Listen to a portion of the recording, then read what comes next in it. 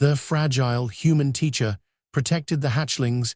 The classroom air was thick with the scent of ozone and the sharp, metallic tang of fear that only 36 terrified hatchlings could produce. They were huddled in the furthest corner of the observation dome, their iridescent scales shivering in unison as the 60-kilogram stalker coiled against the reinforced glass, its multifaceted eyes tracking their every breath. Sarah adjusted her spectacles, the simple movement cutting through the silence like a blade. She did not reach for a weapon, nor did she press the alarm that would have summoned the planetary security forces from across the sector. Instead, she took a steady, measured step toward the creature, her boots making a soft, rhythmic thud against the alloy floor. The predator hissed, a sound like steam escaping a pressurized pipe, and lunged. Sarah did not flinch. She pivoted on her heel, her movements fluid and practiced, and shoved a heavy, reinforced pedagogical desk directly into the creature's path. The impact was deafening. The stalker, which had been designed by evolution to crush bone and shred armor, crumpled under the sheer, unyielding weight of the classroom furniture. Sarah stood over the dazed beast, her expression one of mild annoyance, and turned back to her trembling charges. She offered a small, reassuring smile, her voice calm and steady as she told them that for a teacher from a Class 12 Deathworld, anything smaller than a vehicle was, quite simply, manageable. The silence that followed was heavy, draped in the confusion of a species that had spent its entire existence fleeing from shadows. To the hatchlings, the stalker was a titan of ruin, a nightmare-given form that required entire squadrons of elite guards to contain. To them, the teacher was small, soft-skinned, and ostensibly fragile. Yet, she had just neutralized the apex predator of their sector using nothing more than a piece of laminated wood and a grip strength that defied their understanding of biology. Sarah began to move through the room, checking the seals on the ventilation shafts and ensuring the emergency lighting was functioning correctly. She spoke to them in a low, soothing tone, explaining that in the dark, chaotic history of her home planet, survival was not a privilege earned by strength alone, but a constant, grueling test of reaction and resourcefulness.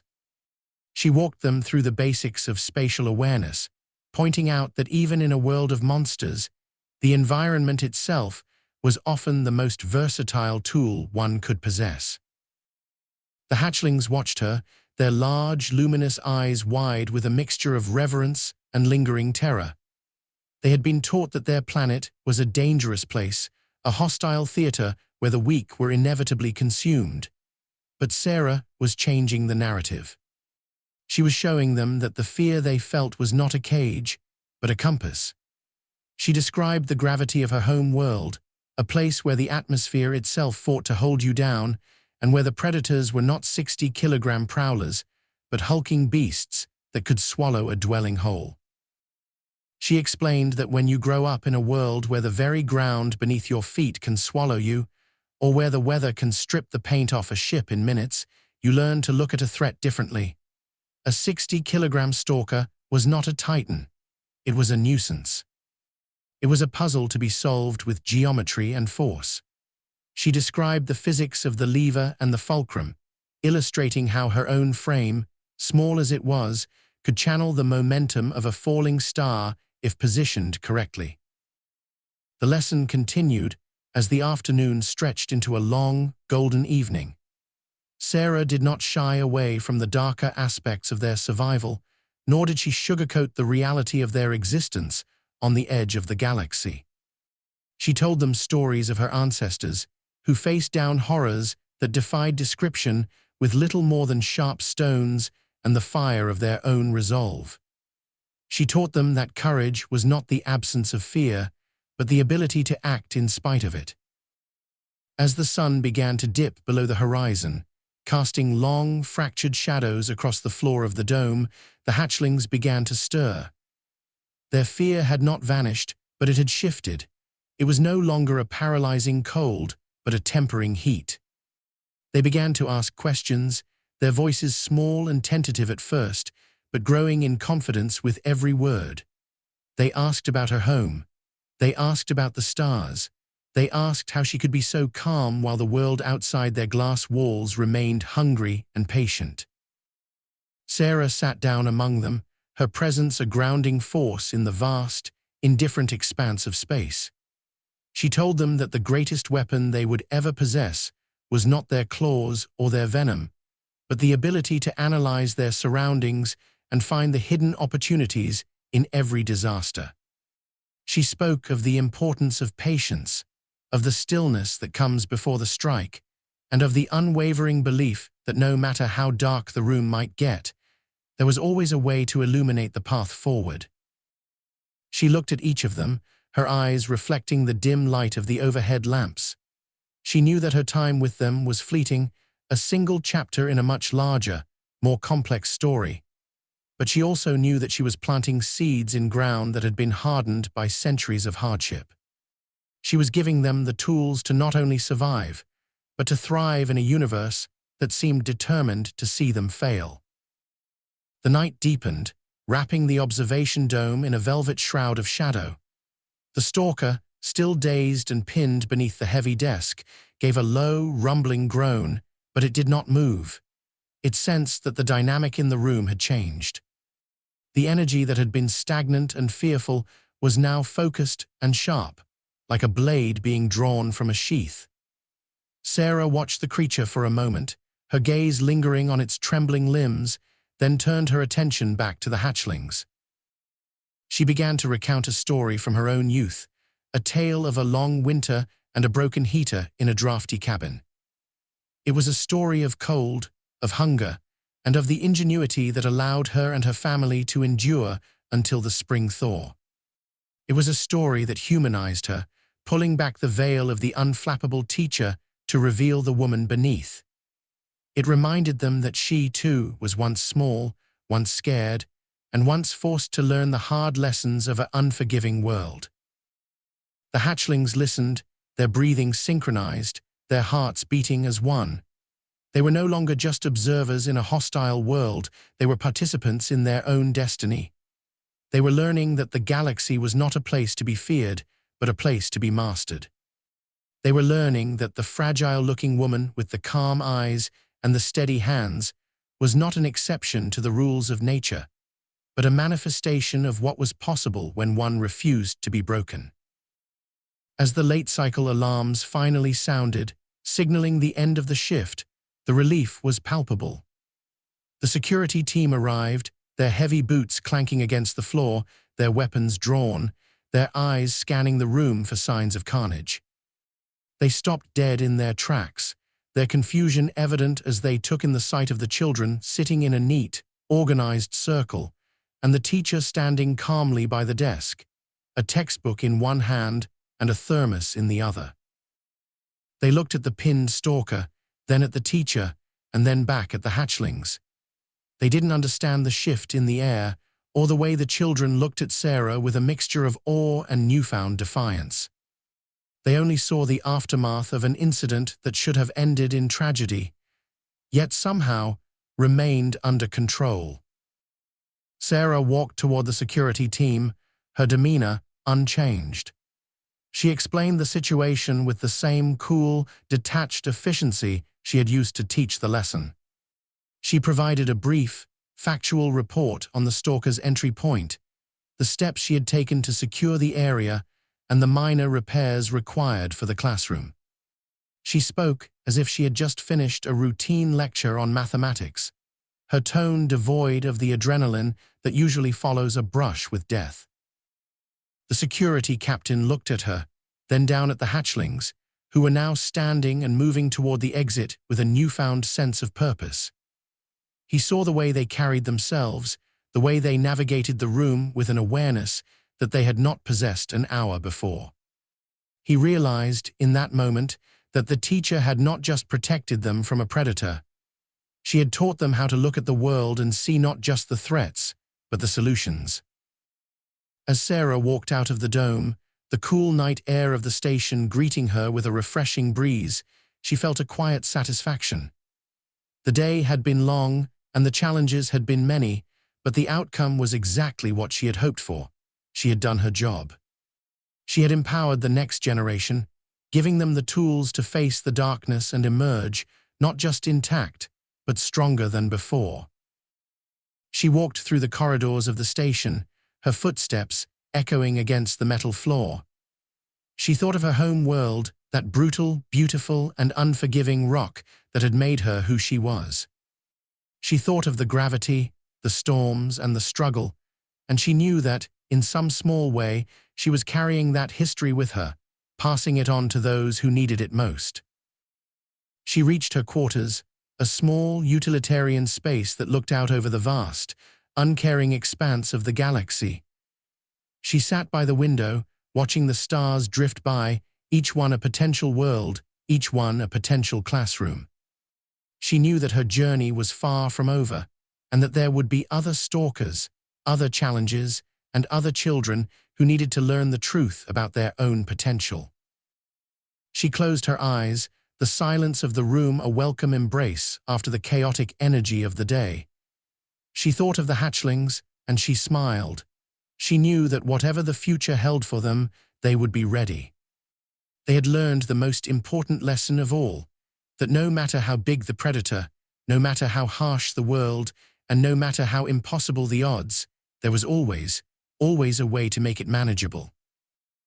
And in that realization, she found her own quiet, profound peace. She knew that she was not just a teacher, but a bridge, a conduit between the past and the future, between the fear and the courage, and between the fragile and the formidable. She was a human, and she was a teacher, and she would continue to do what humans have always done. She would endure, she would adapt, and she would lead the way, no matter the gravity of the situation. The light of a nearby nebula washed over her, bathing her in shades of violet and gold. She looked out at the infinite dark, and she saw not a void to be feared, but a canvas to be painted. She saw the potential for growth, for change, and for the kind of resilience that only comes from staring into the mouth of a nightmare and refusing to blink. She stood up, her movements fluid and purposeful, and turned away from the window. She had work to do, lessons to plan, and a future to help build. She knew that the path ahead would not be easy, and that there would be more moments of terror, more battles to fight, and more challenges to overcome. But she also knew that as long as she had her wits, her strength, and her unwavering belief in the potential of those she taught, she would never be truly defeated. The station hummed with life, a constant, low-frequency vibration that resonated through the floor and into her bones. It was a familiar sound, a comforting reminder that even in the vast, cold vacuum of space, there was a rhythm to existence. There was a cycle of life and death, of struggle and triumph, and she was a vital, essential part of that cycle. She reached for her communicator, her finger hovering over the button. She had a report to file and a lesson to prepare for the following morning. She had a group of hatchlings who were waiting to see what else she could teach them about the universe and their place within it. She knew that they were looking to her for guidance, for hope, and for the strength to face whatever tomorrow might bring. She pressed the button, and her voice rang out, clear and steady, filling the room with the sound of someone who knew exactly who she was and what she was capable of. She spoke of the day's events, but she focused on the lessons learned, the resilience shown, and the progress made. She did not dwell on the danger, but on the empowerment. She did not focus on the predator, but on the potential. The night continued, a long, quiet stretch of time that allowed for reflection and planning.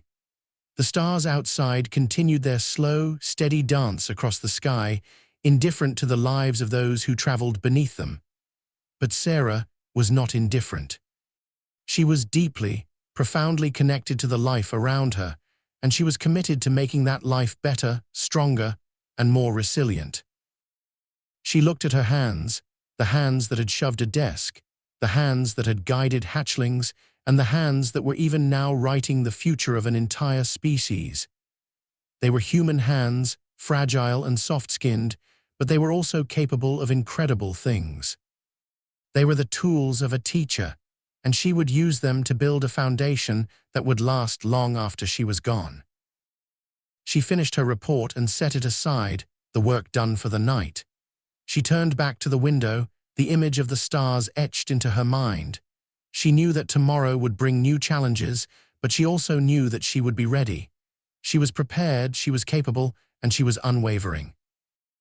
She was a human teacher on a Class 12 Deathworld, and she was exactly where she needed to be. The silence of the room wrapped around her like a blanket, a peaceful end to a day that had tested her in ways that few could understand. She closed her eyes and let the darkness take her, knowing that when she woke, there would be more to do, more to teach, and more to build. And that was all that mattered. The universe was vast, and the challenges were many, but she was ready. She was the teacher, she was the guide, and she was the one who turned the impossible into the manageable, and in that, she found all the purpose she would ever need. The cycles continued, the stars shone on, and the work, the beautiful, essential work, continued unabated, a testament to the enduring power of the human spirit.